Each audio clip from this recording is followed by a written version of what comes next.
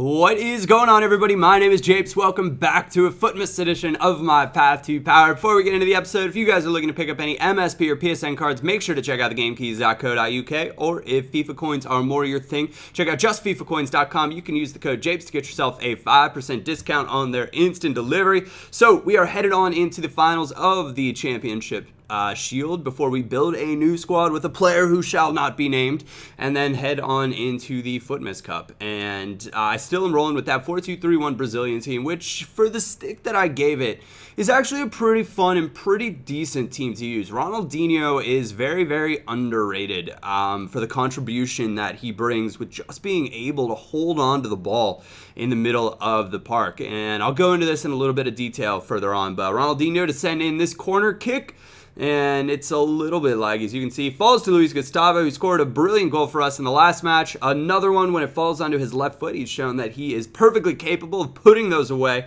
putting them into the back of the net, and scoring a crucial goal for us there. And this match was actually really, really cagey. I had to play super defensive based on the way that he was playing, and sit back and just kind of absorb, and hope that I could hit him on a bit of a counter. And one goal was enough. We played solid defense, so hats off to David Luiz doing the job that time for me finally. 2,000 coins and a free gold pack.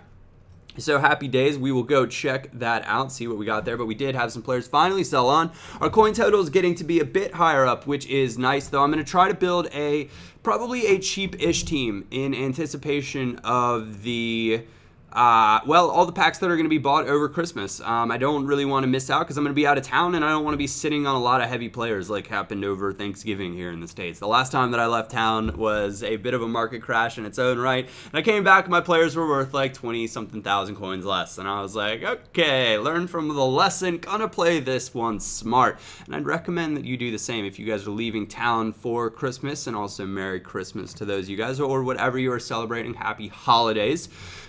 But we're selling everybody on. I'm hoping that I can get these. Ronaldinho picked up another knock, so he's going to be sitting on the bench for a little while. And you can see most everything is sold on, barring two informs. I didn't expect Lima to really sell for that price because he was in that team of the week, and there's plenty of competition. But I went out and I bought Emenike, the sweatiest player that I've ever used in Path to Power so far. Well, I guess Loic Remy's probably up there, but Emenike, he's considered super sweaty because of the league that he played in. But I wanted to use Inform Sao, because I thought he looked like kind of a neat player and has some really, really nice stats. So I thought, okay, we'll go with the 4-3-3 squad. Sal links up brilliantly with Emenike, and we'll try a different formation and, force it out. And then I thought, all right, 5-star skiller. We can do Nani and Cedric, the perfect link in there on the right-hand side. No other players needed to match up. So I went out and I bought them. And the rest was filling this out with other Super League players. So Felipe Melo we sold, we have him again. It's kind of a merry-go-round with how often that he's in our squad.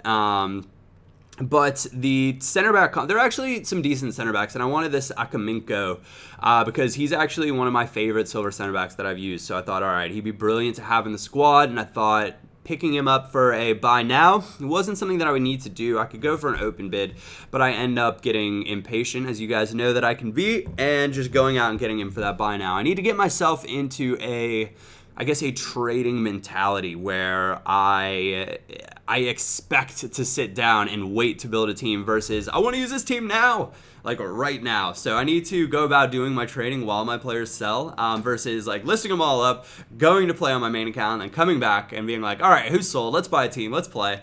It just would be a much, much better option. So I had debates over who to use as left back, and I ended up just picking up Mata. I think that's Besiktas. And he's perfectly fine. He's a solid little Brazilian left back. I went out and I picked up Inan, who's a brilliant free kick taker as well. And Diego's a pretty good free kick taker on top of that. We're going to bring him into this squad. But so I've got options, and I talked about it in previous episodes where I think it's important to have a designated set piece taker when you're thinking about building the squad. So this is a 4-3-3 that I decided to go with. It's kind of like an attacking version of the 4-2-3-1. So I thought I'd be perfectly fine and perfectly capable of having some real success playing this formation. Now, you're gonna see when we get into the games that people. Okay, I'll start on this conversation, this topic right now, because it's something that I think I could get pretty long-winded about, though I'm gonna try not to be. So the topic is, I get asked all the time, Japes, what is the best formation in Ultimate Team? The long and short of it is there is no best formation. You're like, duh, Japes, of course you were going to say that. Well, there is. There's a best formation for you. And I feel like I've kind of gone over this before, but I wanted to make a specific point of doing this because when you force yourself to play different formations that maybe don't fit your play style, you're going to struggle. And that's when Ultimate Team gets very, very frustrating. And there are certain things that, I would encourage you guys to pick a formation that highlights your strengths and covers up your weaknesses. So with that being said, I know that I am very, very prone to giving up counterattack goals to two-striker attacking mid formations. I know that's one of those things that I do because I like to hold the ball, and sometimes I don't have players that are very good at holding the ball, and I give it up and I get myself in trouble with the counterattack, which you'll see many times in situations such as this. So part of the reason I don't like this 4-3-3 is the two CMs just sit way too far up, and this was a super laggy game. It's super frustrating.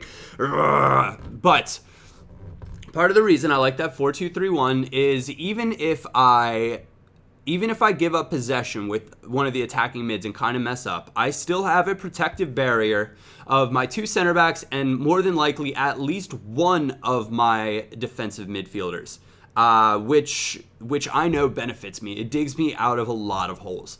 Now, my strengths also fall in line with my passing, or my short passing, and my holding of the ball in tight spaces. I know are two things that I'm pretty good at when it comes to FIFA. So again, the 4-2-3-1 works out well because you've got three attacking midfielders that are very close together, and you have very good short passing options where you can kind of tiki-taka your way around and beat your opponent quite quickly. And here it is again.